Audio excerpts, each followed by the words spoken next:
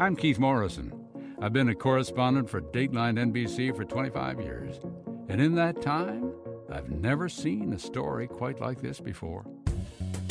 If you have watched television in the last 5 decades, you will know that voice. What? Keith Morrison, introducing a podcast entitled That Thing About Pam. Mm-hmm. Mr. Morrison, explain. What do you mean? Why are you taking the name that should have been the name of my podcast? You know, if you listen to that broadcast, you may not want the name anymore. I probably won't. No. This is 25 years on that you've been doing true crime. How did that happen? You're the guy that went Tiananmen Square. You're the guy that covered boat people. You're the guy that anchored newscasts. Mm-hmm. Where did this come from? It was foisted on me, Pam. I had to do it, and honestly, I didn't want to do it. I tried. I just about quit over it at one point. Not going to do this. It's terrible. We shouldn't be making our viewers listen to this dreadful stuff. But I caved eventually. And as I got into these stories, recognized that they are not only fascinating, but that they deal with all the issues that all human beings have to confront exactly during their lives. And,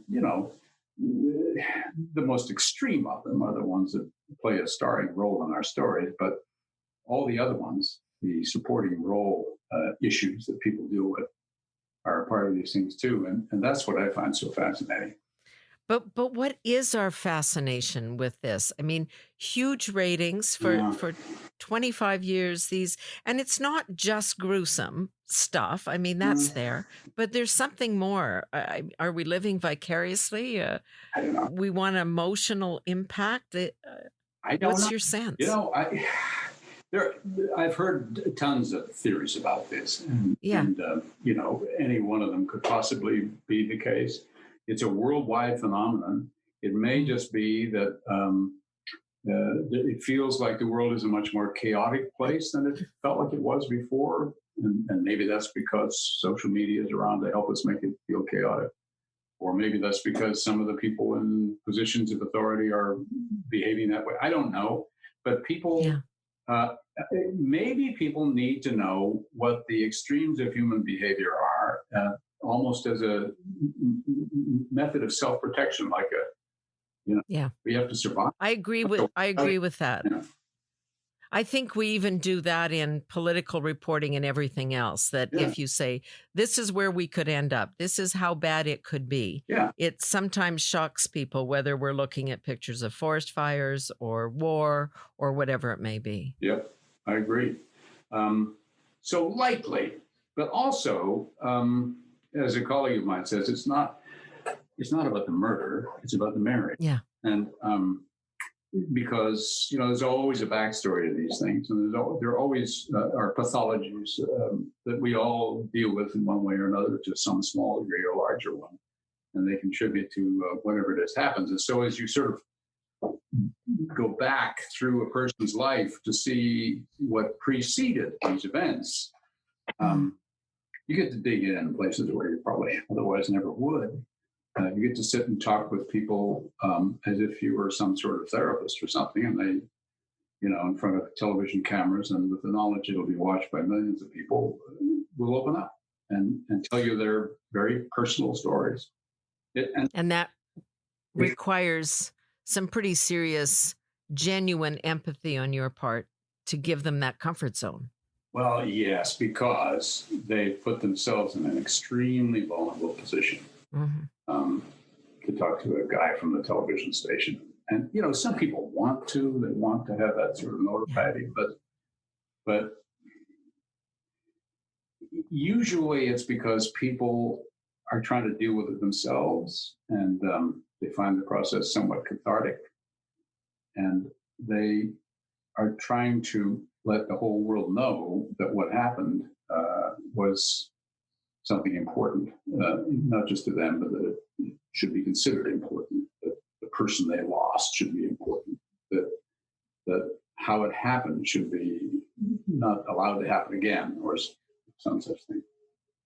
We've seen in the time of Me Too and Black Lives Matter and even COVID to a certain extent, the cop shows, the real live cop shows taken off the air, hypersensitivity to what is said, concern about whether the victims in the stories that you and others portray are the perfect victims, the blonde, blue-eyed, not the, Sure. homeless hooker. Yep. And is that, can it survive in the days of this kind of sensitivity?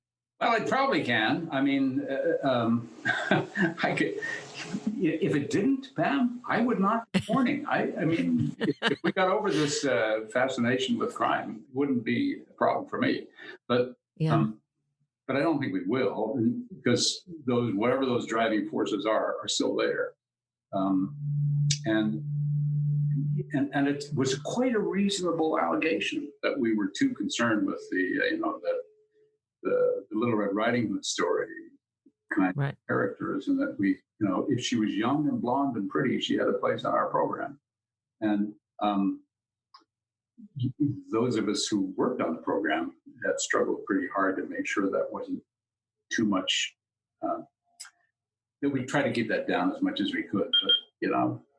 But, but you're also in the television business, and you're in the TV business, and you look at the ratings the next morning, and you'll see that ratings for that kind of story surpass other kinds of stories.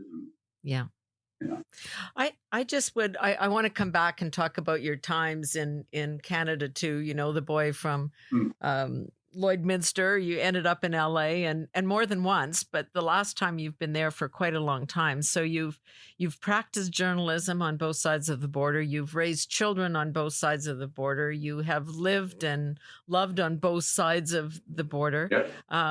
What are the thoughts you've come to as you sit back about where we're at in terms of politics in the country you now call home, or the country where you now live, politics here in Canada, and the future of media? I mean, we got a whole lot of stuff to do here. Where do you want to start? One of my Canadian daughter-in-law, whenever I speak to her, will ask me how things are in the dumpster fire. It's a very strange time in America. Suzanne and I have always felt like, Canadians living in America, but we've never, we're here, but we're not out here. You know what I mean? Mm-hmm. You experience it in ways that are both positive and negative. It's a fascinating country. The first thing that became apparent to us when we came here is it's most decidedly not Canada. They're two vastly different countries. I don't know whether you had that experience as well. I absolutely had that experience. And seeing my own country, which you do as a journalist, you run around the world and then you see your own country through a very different lens. But I spent nearly 5 years in New York, and you look at Canada very, very differently when you see it through their eyes or from their perspective, meaning the Americans. Yes, you do. I try to explain it sometimes to my Americans. They'll ask me about Canada, especially lately, because there are more than a few people saying, if I could migrate, I might. But so you get the question, why are they different? And you try to explain it, and often that you get halfway through and somebody's eyes will glaze over. Yes, they glaze over. I used to try and explain where Saskatchewan was, and I'd say, it's our Midwest, and still, again, because for New Yorkers, they don't know where the Midwest in the U.S. is either. So you'd kind of say, go to North Dakota and turn right, and you'll be roughly there. But it is hard to explain. I mean, all the cliches, America's our best friend, whether they know it or not. We're their best friend, whether we like it or not. those kinds of things. We are two very different countries, but literally joined at the hip. Yeah, very true. And sharing all people who've gone back and forth for generations, as you know. In fact, my own family, half of it, I've discovered in recent years is migrated to the United States, not to Canada, in like the 1700s. Yeah. I've lived in the U.S. for generations before moving to Saskatchewan. And Yeah. it never occurred to me, certainly, until that, in a way, I suppose, there's a little bit of American in a lot of us. I think there is, and especially if you live in the West, the connection, the North-South connection is often much stronger than the East-West connection. You have more in common with, the folks in Minnesota than you do with the folks in Ottawa. Yes, that is certainly true, and the same issues apply. The sense of the Middle American sense of grievance is very much what I recall growing up with in Saskatchewan, and I often would try to explain that to my wife, who grew up in Ottawa, and that's difficult. It's a difficult. She used to work for Pierre Elliott Trudeau, the current prime minister's father. Yeah. Just FYI for those of you who may not know that. Yeah. So yeah, she was very much a creature of that. And so it remains kind of. I get it. I still get it, because again, you try to explain what that feeling is to somebody who lives in a privileged, relatively speaking, an economically privileged place. That is to say, a place where decisions are made, whether you're rich or poor or whatever you are, at least, down the block, somebody's making decisions about your country. You feel like you're thousands of miles away in Saskatoon or Wadena or someplace like that. You have nothing to do with it, and they'll let you know what the fuck. At least that's what it feels like. I'm not sure they'll let you do it at all, but it feels that way. So I understand that. Yeah, the flyover zone, as it's called in political terms. Your daughter-in-law talking about the dumpster fire, and we do see that from our vantage point here, that quite literally some of the streets of America's largest cities are burning. You're in the midst of the perpetual election campaign, where you've got two old white guys in their 70s in 2020 competing to be the president. Like, it is an odd time. And when you think about how incredibly polarized this country is, and yet these are two, white guys in their 70s. So they're exactly the same in so many ways, but in character, I guess they're vastly different. But it's, if you were looking at it only from visual perspectives, you'd wonder what was going on here. Well, that was said about the last election. Are the best two candidates you can come up with Donald Trump and Hillary Clinton? People who've kind of been around the block, and it does beg the question again. With there are concerns about Biden's mental state. There's no question. There are daily concerns about the president's mental state for different reasons. Like, this is, this is not good. Are you fearful that the great American empire is I think in by decline? The time you realize it's in decline, it's already too late. And I have a sneaking feeling that it's sort of kind of almost there. People here wring their hands about it, but still there is a kind of an underlying sense of confidence that there's no other country in the world like this. It's the best country on the planet, and it's always going to be the most powerful country, and it may well be, but and certainly militarily it's very powerful, but right. And the empire couldn't have been in great shape if one guy can undo it in 4 years. I think that's to your point, that the decline is long and slow, if in fact there have been underlying problems which were, have been festering for quite a long time, and by the way, those are the kind of problems that I would be seeing, and my colleagues and I have seen for the last couple of decades of doing these kinds of stories. Because you run into every imaginable kind of perspective and bias. And the key, of course, is to just listen to people and not, try to argue with them or anything like that. But those attitudes have been present for a long time. As a former journalist, it's always hard to be a former, but I have put that that part of my, that part of my life. You're doing slightly different things, but I've got to say I am fearful for the state of our business, not just financial. I mean, obviously the models are changing and the fiscal realities are very, very different. But that sense of objectivity, which is always supposed to be there. I know always a concept you just chase. It's harder to catch, obviously. But that sense that you did not put on a jersey and form up, which we now see on American networks and to a lesser degree here. You're either cheering for Trump or trying to pull him down. I just hope that it stays to a much, much lesser extent in Canada. It surely exists here. And, you know, it's been building for a long time.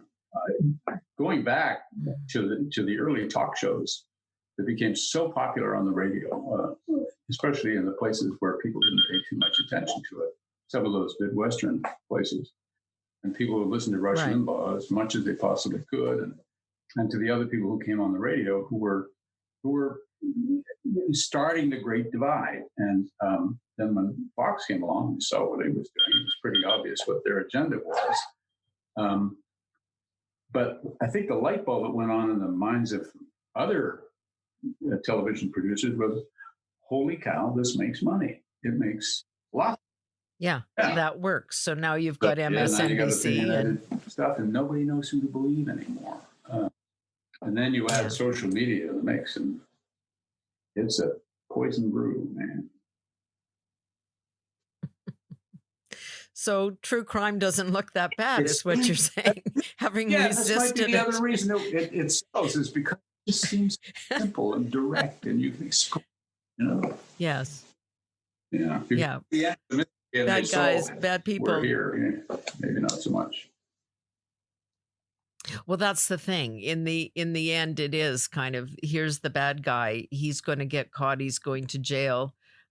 Justice has been done in some way. It's very hard to find that on the political front in our worlds. We have another little bit of sound here because, you know, you were a very big name in Canada. The two of us at a certain point in our careers, while we might have thought we were pretty good at our jobs, our respective employers decided we weren't. Quite what they wanted, apparently, yeah. we weren't exactly what they wanted. But both of us went on to do things that were very interesting. You know, I started my own company and did television shows. You went instantly to Dateline, where you've been for 25 years and been hugely successful, so much so that you are, you know, referenced in movies, in magazines. GQ, I think, just recently called you the Mr. Rogers of murder. You're part of the cultural fabric. But, you know, why not? Let's. This is Bill Hader, who regularly, when he was on SNL, Saturday Night Live, would do send-ups of you. So let's just hear this. Real life crimes and stories of real people in bad situations. Elroy Valentine was an ordinary man who went out one day to catch a bass, but instead he caught a case of murder. It's the mystery of the chopped up guy. You do have to laugh. The mystery of the chopped up guy. Of the chopped up guy. But I mean, you are a personality in the United States. Your ratings are incredible. Here's this boy from Lloydminster in Saskatchewan and Saskatoon. What does it look like in retrospect? I don't live up to the billing. You know, I just, I work out of my house. I get up in the morning. I get on my little computer. I fill in scripts. And these days, of course, we do all our interviews by remote control. But otherwise, you get out on the road and talk to these folks. I mean, this you know, cultural thing that built up around it was a total surprise to me. And I didn't get it then. I don't really get it now. But, you know, I'm not going to turn it down. No, you're not going to turn it down. And I'm sure when you're out on the road doing things that everybody's running around these days, they want the selfie with you. They want the autograph, whatever today's version. I guess the selfie is today's autograph, isn't it? It is, or it was until COVID. And now, yeah. And now Yeah, that's pretty much gone away. That kind of, may I take a selfie with you? Yeah. Yeah. Nobody dares get that close because you'll be ridiculed if anybody actually posts the picture for not standing there with the mask on, right? Yeah. Yeah. So what's your sense of it right now? Are you feeling like, of course, you're doing your work from home. You've always done a lot of work from home. Yeah. You're such a great writer. So that just goes on in private anyway. Yeah, well, that's very kind of you. And people are there. No, but my mistakes, which is very helpful. Yeah, but you really are. You're a storyteller at your core. Thank you, Pam. It's very nice. I don't know what to say. No, but it is. And so you've got this work environment that doesn't change that much with COVID. Not but really. Do you think the world of work or the work that we've done through our careers is going to somehow be fundamentally changed by this? Yes, some people may go back to the office, and yes, at some point masks will be lifted, but it feels to me like there's been a change. I think there's no question about it. And here's a perfect example. The iconic headquarters of NBC for, almost 100 years has been 30 Rockefeller Plaza. Right. And 30 Rock, the TV show, was really just, adoration of that idea. But it's been, anybody in the television business would come to 30 Rock as the way people go to Mecca, just to kind of look at the walls and think, here's where things happen. 30 Rock. And the Rainbow Room on the top floor and the whole thing, yes. 30 Rock is empty now. I don't think there are more than half a dozen NBC employees in the building. You have to have special permission to go inside. But we have been informed that we probably won't even work from there in the future. Whether we retain the building or not, it's hard to know. I hear some people saying, like, when we get back in, we'll do this, we'll do that. We could probably do everything we do now without ever entering that building. The editors all work from home. The producers work from home. We all get together on Zoom. Well, here we are. We are. On Zoom having this conversation. And here we are. I know. That's what, we put the video up. On the podcast, it'll just be audio, but we are actually having a visit, and it's great. You look exactly the same, by the way. I should just say that here. No, it's, but that is a profound thing. If television headquarters will never be populated again in any true sense. Yeah, certainly not in the way it has been before. And yeah, that was a kind of a moment when we all thought, wow, this is really going to be different now. The other thing that amazed me, and I guess it shouldn't, given the tools at our disposal these days, is how much everybody can do at home that they didn't realize they could do at home. Yeah. Running parliaments and running, meetings and major corporations on Zoom. I've spoken to a lot of friends who just said, I'm not going to fly to Japan anymore. The flight kills me. We could just do a meeting on Zoom. Absolutely. Yeah. And, and the television interviews look just as good. So. Mm-hmm. But then that breaks down other social connectors too. Well, yes, and right, and it also robs the. Just speaking selfishly, it robs me of the joy of traveling around and see. I went to Saskatchewan last fall because there was a story there about the murder that didn't happen. And it just looked like a great little 1-hour story. And I was going to, producer friend of mine and I went up there and we talked to all the people involved and made the, decision we were going to go ahead with this thing. And I was quite excited about being able to go home to Saskatoon to do a story for Dateline. But COVID happened. But COVID happened. Be going there, yeah. Well, Saskatoon's looking very good. It's a pretty city. You remember that, the bridges and the water, and this time of year, it's beautiful. The Paris of the West, they used to call it. Yes, the Paris of the West. So are you going to spend the rest of your days in LA?